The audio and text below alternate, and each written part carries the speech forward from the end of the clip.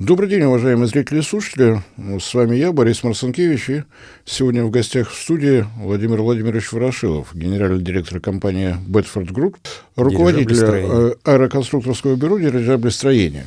Очень приятно, что вы нашли время. Тема для геоэнергетики как бы необычная. Все привыкли, что мы разговариваем больше об энергетике, а вот дирижаблестроение, казалось бы, где-то далеко. Напомню, что в минувшем году у нас были размышления вдвоем с Андреем Александровичем Конопляником по поводу того, что такое дирижаблестроение, какие перспективы у него могут быть в России, и не только в России. А сегодня хотелось бы поговорить немножечко так более приземленно, потому что для всех, наверное, для тех, кто глубоко не вовлечен, эра дирижаблей закончилась в прошлом веке, после того, как сгорел великолепный Гинденбург, замечательный вот такой дирижабль.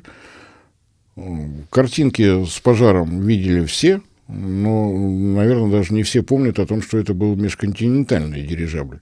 Занимался он пассажирскими перевозками через Атлантический океан, достаточно большое расстояние. Но вот это время прошло. Наверное, общее впечатление, что все об этом забыли, какая-то вот такая тупиковая ветвь. А на самом деле, что происходило вот в этом направлении дирижаблестроения? Вообще ничего не менялось, или что-то происходило, о чем-то конструкторы думали. Если пожар, то он, собственно говоря, был исключительно потому, что дирижабль был наполнен водородом. Соответственно, горючий газ в смеси с кислородом в атмосфере. Есть вот какие-то новые направления в дирижаблестроении, или это действительно вот что-то, о чем можно забыть? 100 лет назад было, кому это надо? Или что-то есть новое? Давайте прежде всего, почему возникли дирижабли, почему они закончились и почему сейчас вновь возникла перспектива развития дирижаблей. В свое время эпоха развития авиации также перемежалась и с пониманием, что летать можно и с помощью Архимедовой силы. Подъемная сила, которая позволяет более легкий газ, водород или гелий, предполагала, что или теплый воздух, предполагала, что можно подниматься, летать, и причем без помощи движителей. Движители помогли направленно передвигаться, поэтому слово «дирижабль» от французского «управляемый» легло в основу целого направления, где Архимедова сила использовалась для того, чтобы наполнить баллоны с газом, снарядить их движителями и отправиться в путешествие. Можно, наверное, сравнивать с освоением человеком океана. Пункт первый. Если сесть верхом на бревно, то я не утону. Я могу плыть по течению. Пункт второй. Если сложить 5 бревен вместе, я могу там даже сидеть и стоять. А если я придумаю шест или весло, я могу и против течения плыть, и без течения могу передвигаться. И освоение воздушного океана начиналось с воздушных шаров. Теплый воздух, легче, чем атмосфера. Соответственно, Архимедова сила действительно выталкивает наверх, а там, куда ветер подует. И вот следующий этап – это появление двигателей. Да, все верно. Дирижабль еще позволил сразу и другую проблему решить. Дирижабль мог поднять большой груз или большое количество пассажиров. И позволял лететь на очень большие расстояния. Будучи независимым от наземного сообщения. Ни железные дороги не требуются, ни автомобильные, никакие. Авиации тогда не было, были только пароходы. И, собственно говоря, дирижабль явился первым таким средством, который позволил перемещаться гораздо быстрее по воздуху в заданном направлении и на очень большие дистанции. Поэтому дирижаблю покорилась и вся планета. То есть было кругосветное путешествие, и очень много было рейсов в Южную Америку с Германией, и все они были успешными, с соблюдением расписания, комфорта. А воздушное течение уже не мешали? Или Нет, как с ними-то справлялись? Нет, Идет дирижабль... какой-нибудь пассат? Нет, все это учитывалось. Ну, в любом случае, если ты летишь в каком-то направлении и устойчивые воздушные потоки тебе препятствуют твоему пути, то на обратном пути они помогают ровно так же. Поэтому то на то, собственно, и нивелирует. Можно сказать, что мы летим в стабильной атмосфере. Вот, поэтому с этой точки зрения проблем не было и никаких происшествий не было, когда дирижабли, собственно, стали, я имею в виду прежде всего дирижабли графа Цепелина, те, которые массовый характер имели перевозок. Начали с Германии, по Германии, и потом уже, значит, были трансатлантические большее перевозки. Расстояние, пока пошла трансатлантика. Да, там цепелины достигали размеров там больше 200 метров, вот, и брали большое количество пассажиров, поэтому, сложилось все, чтобы перевозить почту и пассажиров, собственно. Ну да, и в принципе, если пассажир понимает, что на дирижабле быстрее, чем на пароходе, и меньше проблем, и нет качки, отчего бы и нет. Именно так. Перелеты были комфортные, каюты были комфортные. Все способствовало безмятежной поездке с наблюдением океана и всего побережья сверху. Поэтому это были и, собственно, путешествия, приключения, ну и довольно, самое на тот момент быстрое перемещение с точки А в точку Б. Поэтому... А сколько времени трансатлантический перелет?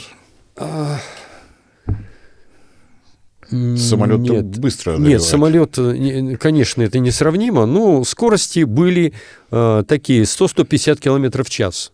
Вот, поэтому сейчас точно не помню, сколько дней или часов, по-моему, 4 дня, что ли. В 3-4 дня должно было получаться, а если попутный ветер, то быстрее. Да, что-то такое.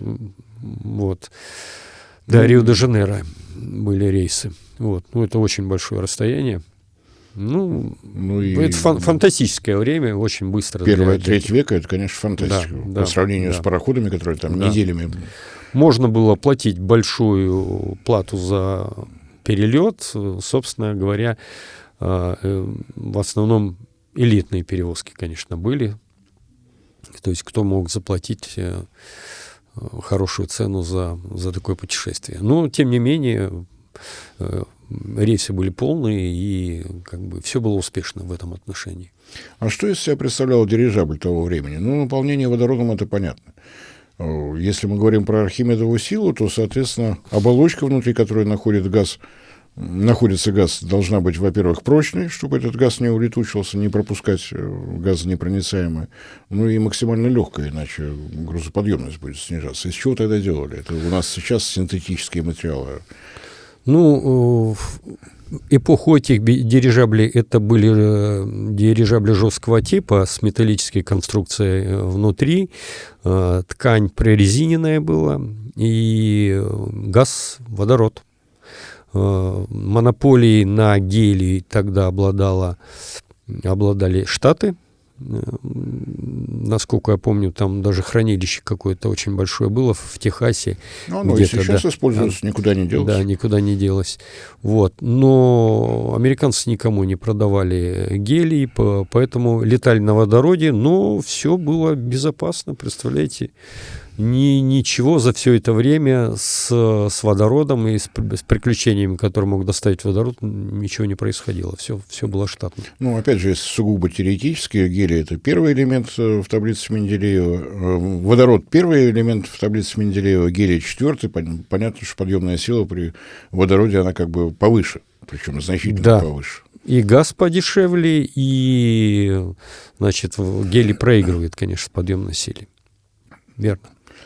На чем закончилось этот гигантский пожар, а потом отрезало все, больше нет дирижаблей, пока не началась Вторая мировая война. Вы знаете, где они опять потребовались. Я думаю, что все-таки крушение Гинденбурга и, гибель половины экипажа, как раз вот с точки зрения ретроспективы мы можем посмотреть, это с исторической точки зрения и небольшие человеческие потери мы знаем, и огромные катастрофы, которые связаны были и продолжают происходить с судами, а судоходство — это древнейший способ передвижения, вот, и ничего не произошло. Вся эволюция тысячелетняя, мы создавали пароходы, а они продолжают тонуть. Не, вот. Хватает аварий в обычной авиации, да. но тоже мы не отказываемся от В этого. обычной авиации мы не отказываемся, поэтому, вероятно, что-то было другое. Ну вот, как мне представляется, что-то другое — это как раз борьба с дирижаблями в военное время, когда научились их сбивать, когда научились их расстреливать с орудий, с пушек с земли, и первая авиация, которая стала доставать уже дирижабли, ну а расстрелять дирижабль небольшая проблема, вот, большой, неподвижный. Ну, с учетом того, что это водород, то, смешиваясь с кислородом, получаем красивый пожар в небе.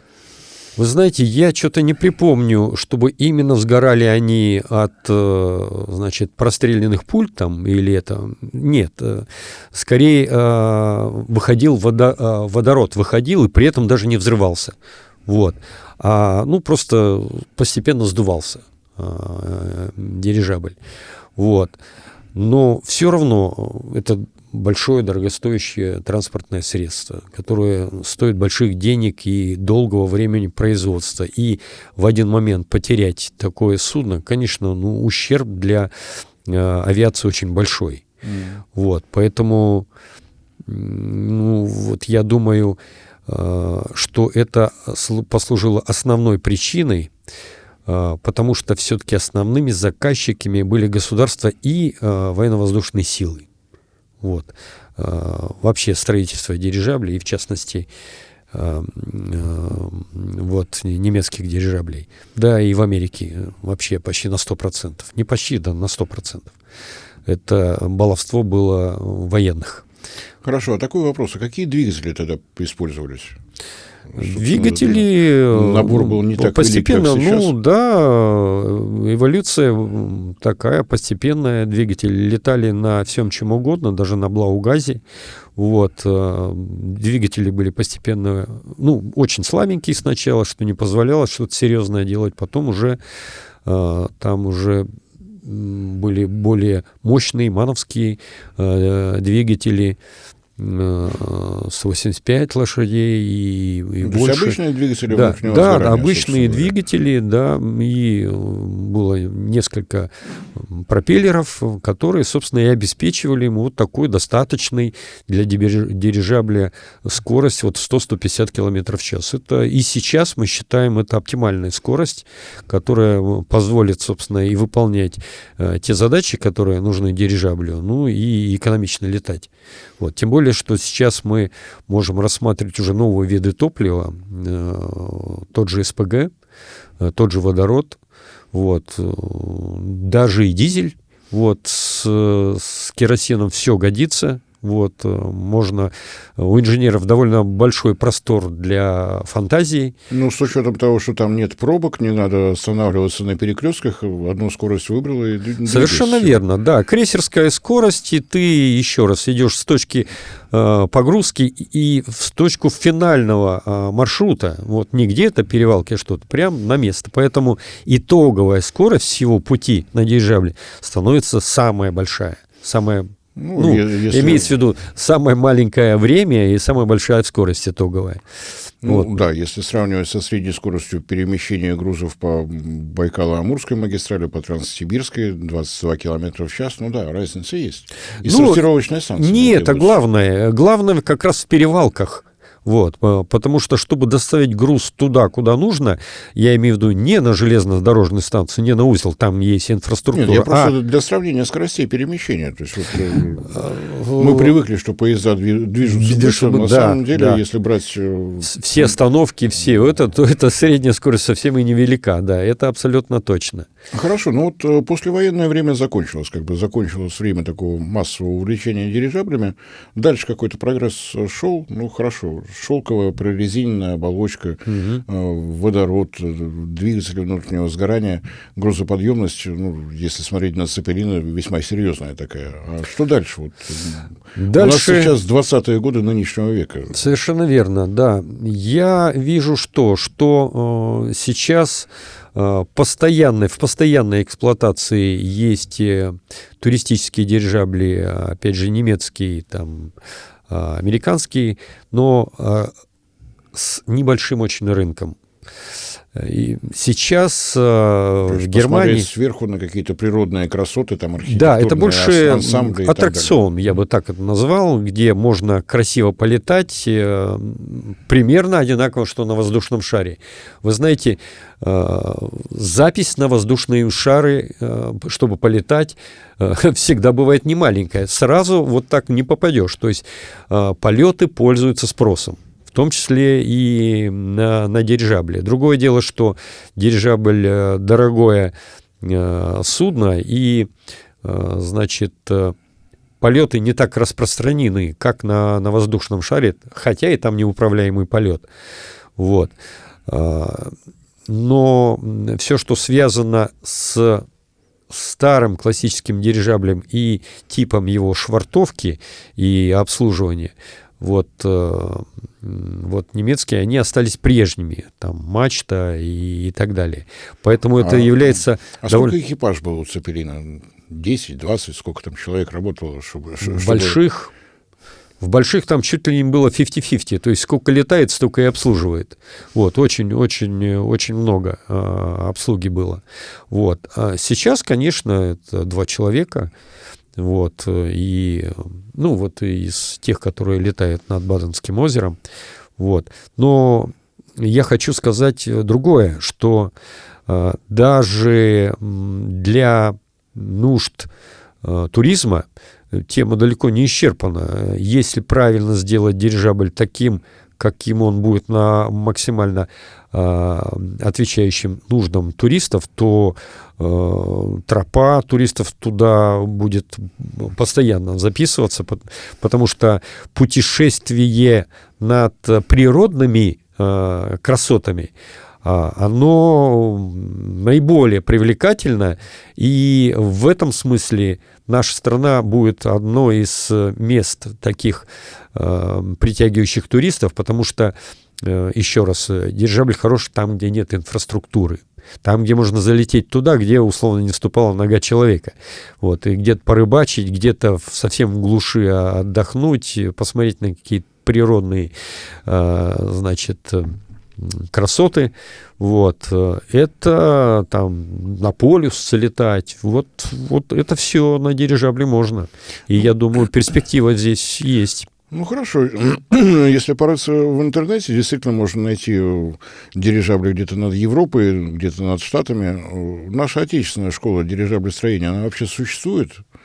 Ну, с тех пор, как наше правительство Умберто Нобеля пригласило к нам в 1938 году, значит, и он 8 лет у нас проработал, вот, наша эпоха строительства дирижаблей после этого тоже завершилась. У нас тоже было пару аварий, как раз связано со случайностями. Там отсутствие навигационного обеспечения, и там Б-6 разбился. Там второй дирижабль после него тоже конструктивно не был приготовлен как нужно. И по техническим причинам авария случилась. Вот. Причем газ тут ни при чем.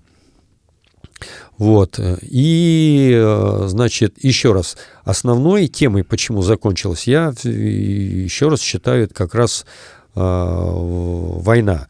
Потому что, ну, применять его как активно транспортное средство или там атакующий, или как бомбардировщик уже смысла никакого не имело, но мы очень активно тему дирижаблей использовали во время Великой Отечественной войны, когда поднимали аэростаты над Москвой и Ленинградом. Вот, они очень в этом смысле помогли сохранить город, и очень мешало немецкой авиации делать налеты на наши города. Но после вот именно в развитие, в полноценное дирижаблестроение это не вылилось. Вот. Ну, прежде всего, должны быть очень мощные факторы, для чего это нужно было сделать. Вот тогда не нашлось желающих развить. Ну и гелия в нашей стране не было. Это один из главных факторов. Гелий был, но он весь уходил, у нас потребности в этом гелии были в других отраслях. Ну да, то есть у нас мы всегда, недостаток, скажем так, гелия у нас был. Вот единственный завод вот в Оренбурге, и, собственно говоря, все его возможности страна использует. На дирижабль нужно много. Дирижаблей нужно много, но вот за то время, которое миновало, материаловедение не стояло на месте. Сейчас, наверное, можно оболочки делать из чего-то более легкого, более прочного. Если вы говорите о жесткой конструкции аэростата, то и тут другие металлы, которые позволяют увеличить грузоподъемность за счет того, что прочность есть, вес стал уже меньше. То есть, может быть, какие-то титановые сплавы, может быть... Совершенно верно, да. Современное дирижаблестроение, конечно, сейчас будет облегчено существующими современным материалом, которые и с точки зрения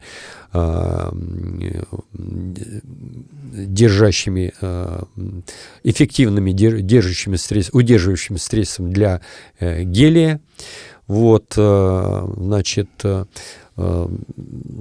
вообще композитные различные оболочки, и кевларовые, и виктраны, очень много композитные, материалы, которые могут и используются, и более того, из них делают пироги в зависимости от конкретной необходимости для той или иной цели, потому что оболочка испытывает много агрессивного воздействия, начиная с жесткого излучения солнечного,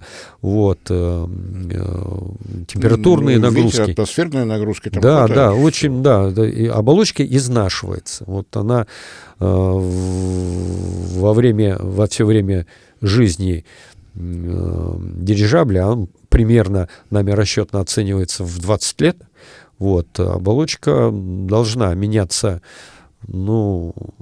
раз в 5 или попозже, или раз в 10 лет, в зависимости еще раз, насколько удачно окажется комбинация материалов. Флуктуационные условия, он может летать на севере, может летать на юге. Совершенно верно, в условиях разных, да. Поэтому, он может летать раз в неделю, может летать каждый день. Поэтому пока это расчетные такие вещи. По крайней мере, они говорят о чем? Летать можно. Сделать можно. Если каких-то оболочек тканей сейчас у нас недостаток есть, и мы пользуемся импортом, это тоже только говорит о том, что нужно, и мы это можем сделать, и это нужно сделать. А так, глобально, если говорить, для того, чтобы запустить дирижаблевый проект, ничего не мешает. Все можно есть. Значит, на самом деле, за последние годы тот же Росатом убедительно доказал, что с композитными материалами он справляется. Именно так. Значит, как раз наработки Юматекса, и других компаний говорят о том, что мы очень можем делать эффективные композитные материалы, которые прежде всего лягут в основу конструкции дирижабля и существенно облегчат его и сделают более прочными. Русал, соответственно, очень продвинулся в создании композитных сплавов, вот, алюминиевых, что тоже дает простор для тоже фантазий, для... И прочность, и да, вес. и прочность, и вес. Поэтому, значит, наработки для удержания энергии, я имею в виду, значит, аккумуляторы и различные устройства для использования электричества и гибридные силовые установки. Я имею в виду, значит, гибридизация с точки зрения выработки энергии. Это ДВС и плюс электродвигатели. Вот эта пара и сейчас будет решать проблемы энергообеспечения, движения дирижаблей. То есть в дирижабле должен вертеться винт, а что именно приводит его в движение, это уже вопрос, как конструктор решит. Да, если раньше в эпоху столько появления дирижаблестроения, собственно, вообще не было ничего, и так развивалось, появился какой-то двигатель, появились новые возможности чуть-чуть, то сейчас это простор выбора. Вот. Конечно, всегда существует дефицит чего-либо, это безусловно, особенно сейчас в нашей стране, когда мы прошли продолжительный период, там, лет 30, когда нас авиационировали. Да. Вот. Новое слово. К сожалению, появилось новое слово. Вот. Да. Соответственно, и нет достаточного выбора двигателей, там много чего, но так довольно энергично все развивается, вот, что мы уже видим, что мы можем применить, и увидим, и в плане кооперации ничего не мешает у партнеров купить, а потом сделать такой же, словом, даже в эпоху санкций с нашими китайскими партнерами можно выбрать что угодно. Тем более, что, насколько я понимаю, дирижабль в этом отношении неприхотлив. Ему не нужны реактивные скорости. Нет, все должна быть оптимальное сочетание весовой отдачи, мощности, вот, и применимость в авиации. И все, и полетели. Вот. Каких-то там сверхкритических требований, там, сверхпрочных сплавов. Нет, все, что есть, это предостаточно. Еще раз обращаемся в наше прошлое. И если 100 лет назад мы летали дирижабли общей массы там, по 200 тонн, тогда время прошло, да, есть с чего выбирать. Вот. А потом мы сейчас... можно брать традиционные наработки, освежать материалы, конечно, из которых сделан дирижабль. Освежать материалы, освежать видение с точки зрения аэродинамики, вот, поиграть с формой, да, в соответствии с потенциальными требованиями клиента. Очень внимательно посмотреть, а что же нужно клиенту. Вот. Одно дело эффективно летать, а другое дело эффективно выполнить заказ для клиента. Может быть, эти две вещи совсем и не пересекаются. Эффективно летать и это. Как, например, нам показывает история с квадрокоптерами. С точки зрения аэродинамики это баба-яга. Она и есть. Это кирпич, да. Ничего там такого нету, чтобы говорило о красиво созданной человеком аэродинамической форме. Нет, просто, Есть спектр задач, которые она решает, и хорошо. Совершенно верно. То есть она решает свои задачи, вот за это мы готовы платить и так далее. Ровно так надо посмотреть и на дирижабль. Именно так. То есть посмотреть функцию, что нужно сделать, и исполнить ее. Хорошо. За эти годы вот какие-то наработки были? Что-то в архивах хотя бы лежит? Нет, конечно. В начале 50-х, грубо говоря, для Советского Союза эпоха дирижаблей закончилась. Мы сейчас 70 лет спустя что-то можем? Осталось хоть что-то? Есть за что зацепиться? Конечно, работали. Дирижаблисты всегда были у нас в России, в Советском Союзе, вот, и различные и термопланы, и пробовали диск делать, различные типы, вот, использовали, строили, и такие, можно сказать, школа продолжала поддерживать эту тему дирижабльную. Вот энтузиасты этого дела, ну, они всегда были и есть, и поскольку тема будоражит умы, таких как мы, да, вот, то мы не дадим этой теме умереть. А особенно, когда профессионально относишься к этому делу, начинаешь понимать, собственно говоря, более глубокую значимость этого дела, и тогда возникает совсем другое видение на эту проблему, и она дает дополнительное и энергии, и понимание того, что, как в том фильме, когда девушка пришла и опоздала, приходите завтра, помните? И, значит, профессор обращается, говорит, тут надо девочку принять. Он говорит, ну вот, опоздали. Он говорит, надо, а вот надо. Вот мы то же самое говорим. Глубоко погрузившись в тему и с пониманием, с новым пониманием, что такое дирижабль и для чего, мы говорим, сделать надо. Ну, давайте вот так. Мне хорошо, я дилетант, я, кроме архимедовой силы и понимания того, что оболочка должна быть легкой, мало чего знаю. Вот то, на что обычно обращают внимание. А ветер будет дуть, надо лететь туда, а здесь ветер. Вот, совершенно верно. Да, одна из таких... Ветроустойчивость. Ветроустойчивость, да. Вот, собственно говоря, все наши оппоненты как раз и пеняют нам о том, что вот дирижабль, легко подверженное, значит, транспортное средство, которое, собственно, не даст нормально функционировать. Ну, и да, и нет. Ну, во-первых, мы действительно понимаем большой размер и легкий вес, и не такая прочность конструкции, как у самолета, конечно, его делает менее устойчивым к агрессивной воздушной среде, но не настолько, чтобы так сильно об этом говорить. Я хочу продолжить тему и еще раз напомнить, что пароходы уже давно не деревянные и не парусные, тем не менее гибнут от стихии и тонут до сих пор. Ничего не спасает это. О чем это говорит? Это касается и самолетов, вертолетов. С природой надо дружить и уважать ее. И лезть на рожон, значит, спорить с бурей совершенно не нужно. Вот.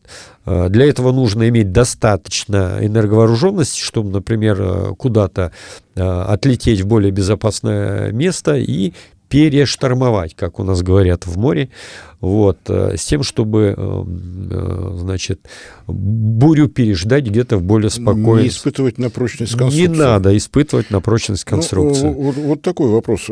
Хорошо, ветроустойчивость. Понятно, что можно оценить, что ждет впереди, какие там воздушные течения есть или нет.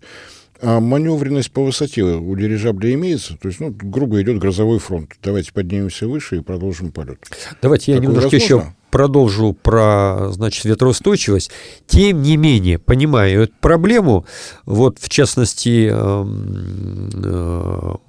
мы 2 года назад, значит, создали такую группу энтузиастов, которую я возглавил. Мы собрали ученых со всей России и обратились в фонд перспективных исследований, есть у нас такая прогрессивная организация, чтобы они нам помогли поставить эту работу, профинансировать вот, с вот такой задачей. Сделать, значит, облик ветроустойчивого дирижабля. И чтобы он выполнил какие-то параметры более повышенные с точки зрения, значит, энерговооруженности и управляемости, именно с точки зрения ветроустойчивости.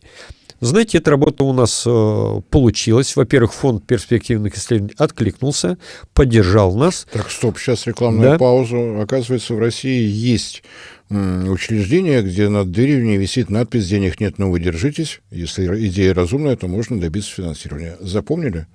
Это хорошо.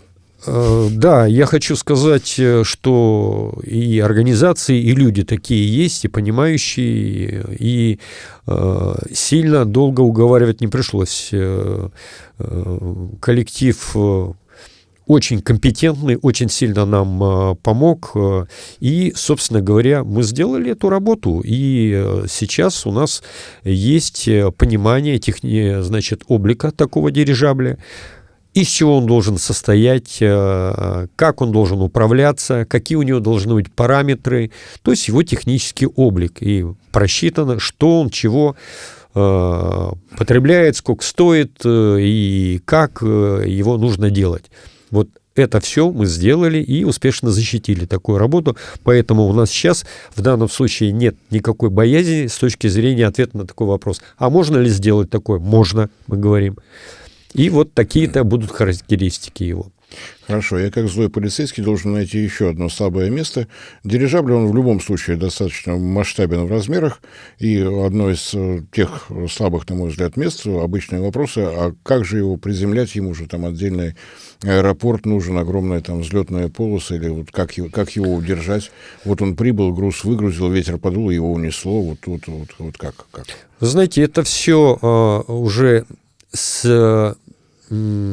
следствие того, над чем мы замахнулись и решили проблему. Дело в том, что хорошая управляемость и ветроустойчивость, она и позволяет решать многие другие задачи, которые нужны клиенту, чтобы услуга была оказана ровно такая, которую он хочет. Вот. А он хочет, чтобы ему привезли куда-то далеко в тайгу или в тундру и так далее, где ничего нет, где помощь для приземления и какой-то швартовой команды для дирижабля у него нет, ни аэродрома нет, ничего нет. Есть только желание приземлить его груз в заданную точку, а еще лучше, значит, поставить ровно так, чтобы можно было обойтись и без крана, чтобы этот дирижабль поставил ровно туда, куда бы поставил кран. Вот такой дирижабль, который мы рассчитали, я имею в виду команда наших ученых, он позволяет решить эту задачу. И первое, мы можем прилететь туда, куда нужно, на довольно значительное расстояние. Это может быть и 1000, и больше километров. Ну, я так понимаю, что километры зависят от того, какой груз везете. Одно дело там 200 тонн, другое дело 10 тонн. Ну, в данном случае речь идет о 60-тонном аппарате, вот, на что мы замахнулись. Вот, и причем эта цифра родилась не просто так, а именно с глубоким пониманием того, что почему именно 60 тонн. Железнодорожный вагон первое, что приходит в голову. Да, это в первую очередь приходит в голову. Но более внимательное, глубокое изучение этого дела обнаруживает совершенно другие преимущества и характеристики, которые позволяют совершенно по-другому взглянуть на дирижабль. Дело в том, что 60 тонн – это та ячейка, да, грузовая, которая у нас применяется в железной дороге, но не она является ограничивающей в удаленных местах. Дело в том, что, в принципе, железная дорога может перевезти и более тяжелые вещи. Понятно. Вот. Но для этого нужна железная дорога. Вот проблема. Правильно. Молодец. Спасибо большое за это уточнение. Совершенно верно. Железная дорога, во-первых, не приходит туда, куда нужно клиенту. Вот. А во-вторых, тот оставшийся отрезок пути, который нужно преодолеть, традиционно преодолевается по временным дорогам, которые мы и испокон века делаем, поскольку это является действительно на сегодняшний момент самым оптимальным.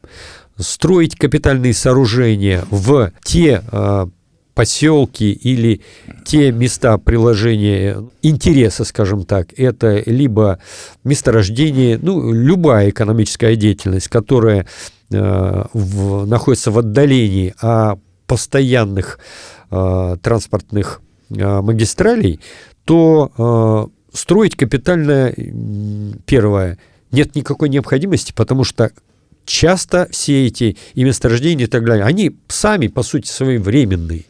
Вот. Одни 2 года, другие 5, другие 10, другие побольше, но все равно они временные. Все месторождения исчерпаемые. Какие-то очень гигантские месторождения, которые живут там и 50-60 лет и больше, но это исключение. Вот. Ну, даже они все равно временные. Ну, вот. Вы мне сегодня воздушное настроение подарили. Вот я что-то сижу, вас слушаю, у меня что-то воздушное в голове. Росатом, вы говорили про композитные материалы, вот, соответственно, он выплыл в памяти дальше. Что такое Росатом? Ветроэлектростанция. Не так давно внимательно просмотрел, как готовят лопасти, потом задумался. Размах вот этой конструкции 45 метров. Ее надо каким-то образом транспортировать. Пока ветроэлектростанции строили у нас на юге, было понятно. Сейчас Росатом начал строительство в Дагестане в горах. 44 метра длина лопасти, весит почти 80 тонн. Вот как они будут доставлять? Такой воздушный вопрос. Нет, по-моему, она 8 тонн весит одна. Ну, я помню, что... Это вся конструкция, это там я тяжелая. Помню, что там размах этих лопастей. В лопастях да. не вес главное, а размер. Размер, да. Да, вот действительно. По горному серпантину, вот как они поднимать-то будут? Им хорошо там? Не Вы скучно? знаете, это вот одно из перспективных направлений, которое позволит очень сильно расширить рынок ветроэнергетики, потому что ограничения для строительства ветряков накладывает только логистика.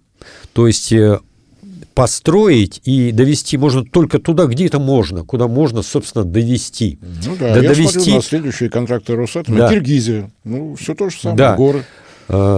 Значит, в перевозке лопастей как раз логистика занимает одну из ключевых таких ограничивающих ограничивающий параметр. Ограничивающие параметры, которые или принципиально не позволяют это сделать, либо делают это очень дорогим.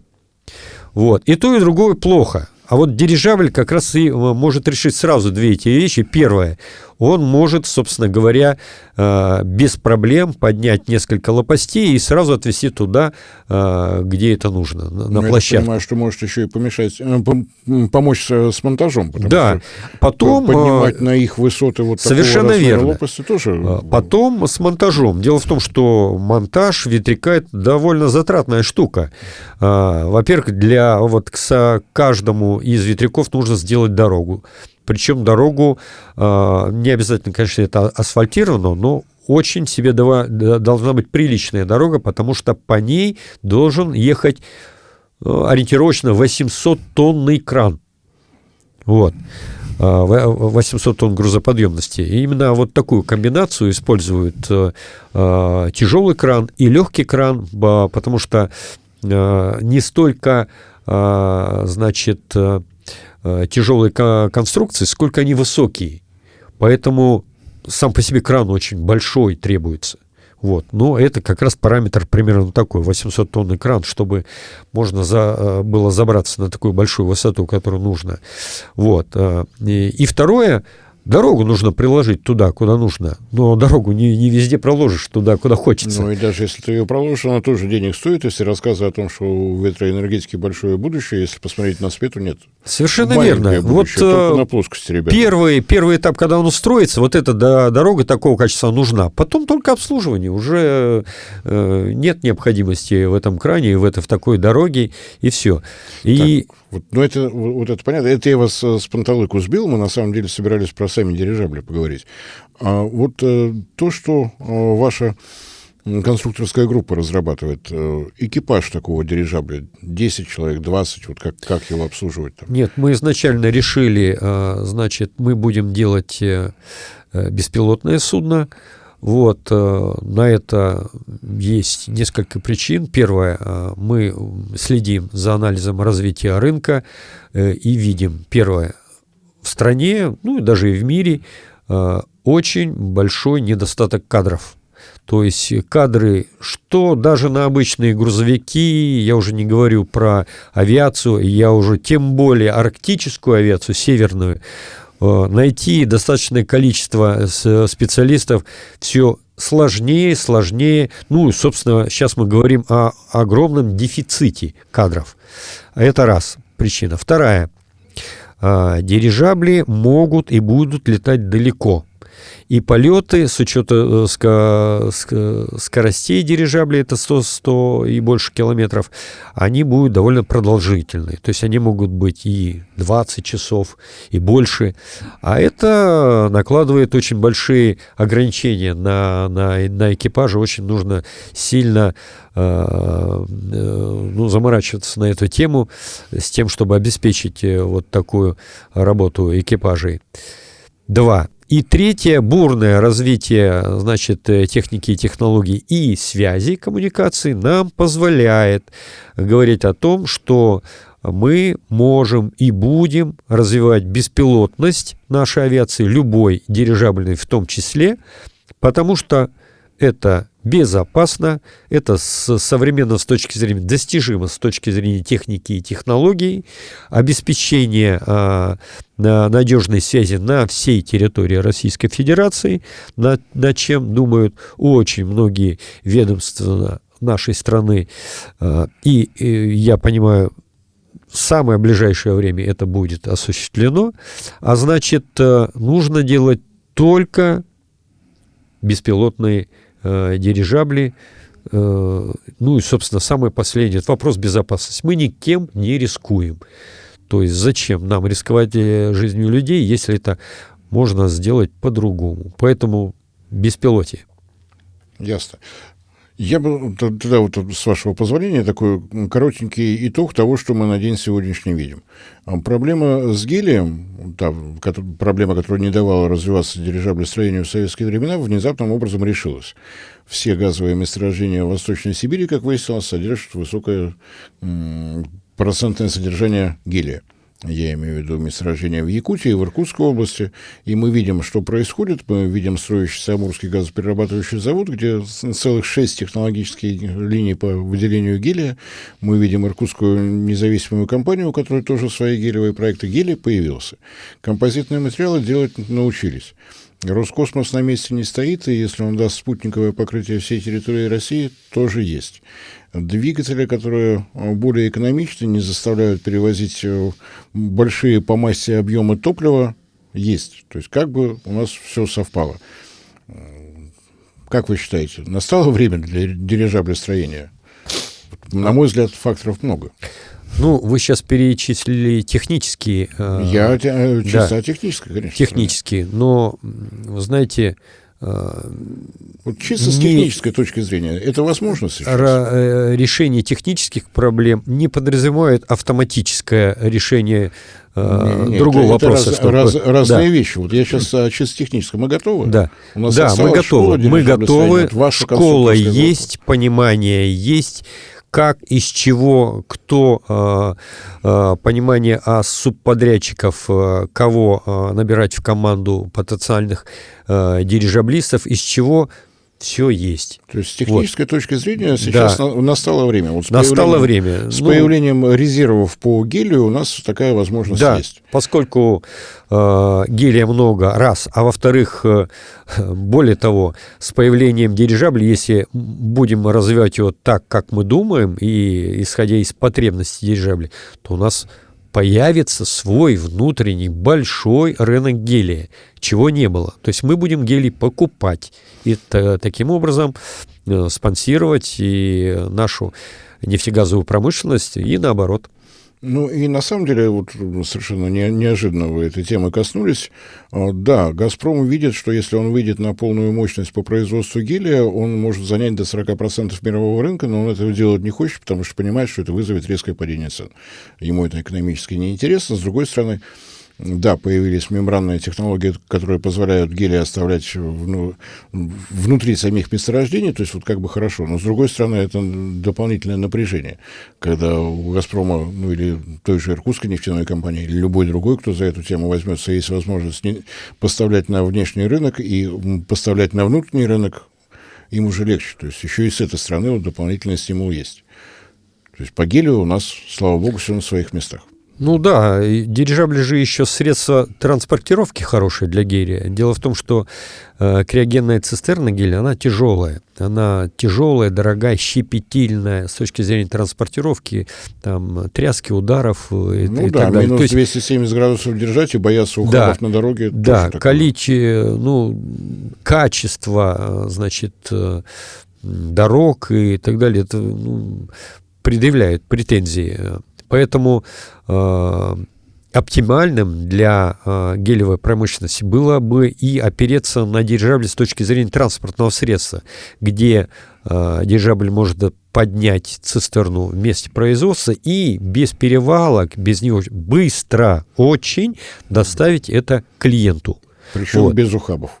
Да, вот. В данном случае, поскольку клиент у нас ближний только один, Китай, вот, большой потребитель гелия, ну, из, скажем так, лояльных стран, да, к нам, вот, то даже для китайского рынка было бы очень неплохо, значит, очень быстро получить в точку доставки гелий и загрузить в обратную дорогу дирижабль с своим экспортом. То есть здесь такая сразу видна коммерческая составляющая, которая позволит и, значит, нашим экспортоориентированным компаниям продавать свой гелий быстро, а, значит, китайским партнерам экспортировать что-то нам. То есть здесь, как бы ничего придумывать даже не нужно. Ну, Владимир Владимирович, мы сегодня вот техническую сторону более-менее рассмотрели. Если у наших зрителей и слушателей вопросы будут, я надеюсь, мы их в комментариях увидим.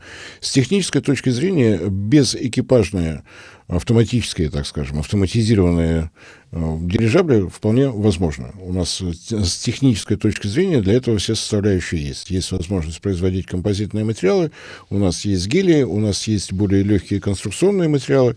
Мы с технической точки зрения, если не считать того, что надо как-то все это собрать воедино, мы готовы. Ваши конструкторские... Да, у нас даже вот решение по искусственному зрению, искусственному интеллекту, вот, мы очень продвинутая страна в этом отношении, вот, где все это будет применяться и на дирижаблях. Если сейчас мы... То есть это такой узел, где можно собрать несколько совершенно новых технологий. Это прекрасная площадка для апробирования и реализации огромного количества технических решений.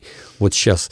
Вот чего не коснись, все на дирижабле удобно делать, удобно применить.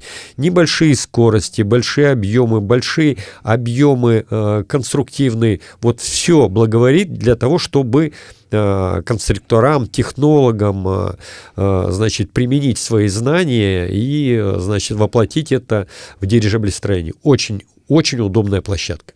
Я бы предложил сегодня беседу завершить, потому что наверняка будет масса вопросов, наверняка будет масса скептических вопросов о геле, вот как на него будет влиять температура, давление выше-ниже от Земли. Думаю, что вопросы будут, мы попробуем на них ответить в следующий раз. Но еще одна передача, мне кажется, необходима для того, чтобы внимательно рассмотреть, для чего нужны дирижабли в нашей стране, в России, не над швейцарскими Альпами, а вот конкретно у нас над нашей среднерусской равниной, над нашей Сибирью и так далее, и так далее. Договоримся, что еще разок встретимся, попробуем ответить на вопросы, если они будут, и действительно рассмотреть, что нужно России, если мы возвращаемся к дирижаблестроению. Показывать туристам сверху, как выглядит Золотое кольцо, или все-таки какие-то другие области применения есть. Договорились? Хорошо, я думаю, мы рассмотрим и Золотое кольцо, и другие применения. Тем более посмотрим, будет ли отклик какой-то у наших зрителей и слушателей. И, соответственно, целенаправленно подготовимся и ответим на эти вопросы. Приглашайте. Спасибо, что нашли время. Надеюсь, что еще не единожды встретимся. Если кто-то забыл, то с Андреем Александровичем Конопляником мы позволили себе задуматься о фразе, о мнении, высказанном «Газпромом», о том, что техническая возможность газификации территории России 83%. Если кто-то забыл правила арифметики, оставшиеся 17% — это более 3 миллионов квадратных километров, куда газ, по мнению «Газпрома», в трубопроводном виде не дойдет. Вот об этом мы тоже еще поразмышляем и думаю неоднократно. Спасибо. Спасибо вам. Всем спасибо за внимание. Подписывайтесь. Всем всего доброго.